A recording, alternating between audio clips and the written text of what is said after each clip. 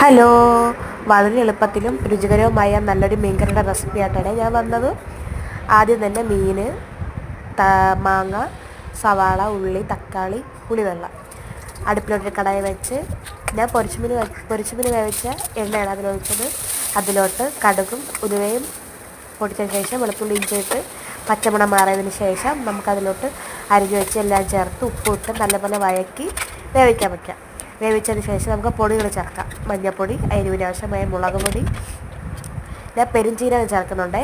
പെരുംജീരകത്തിൻ്റെ പൊടിയും ചേർക്കാം, കുരുമുളകും ഇടാം.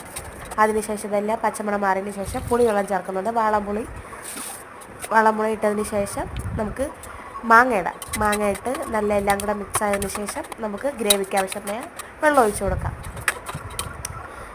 കൊടുത്ത് ഇതിനാവശ്യമായ ഉപ്പും ഇട്ട് നമുക്കത് തിളയ്ക്കാൻ വേണ്ടി ഹൈ ഫ്ലെയിമിൽ വെച്ച് അടച്ചു വയ്ക്കാം.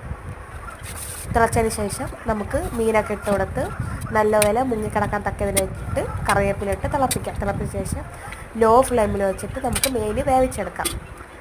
എന്താണ്ടേ കണ്ടില്ലേ, വറ്റിച്ചെടുക്കുന്നവർക്ക് വറ്റിച്ചെടുക്കാം, വേവിച്ചെടുക്കാം. ഇഷ്ടപ്പെട്ട വീഡിയോ സപ്പോർട്ട് ചെയ്യണേ.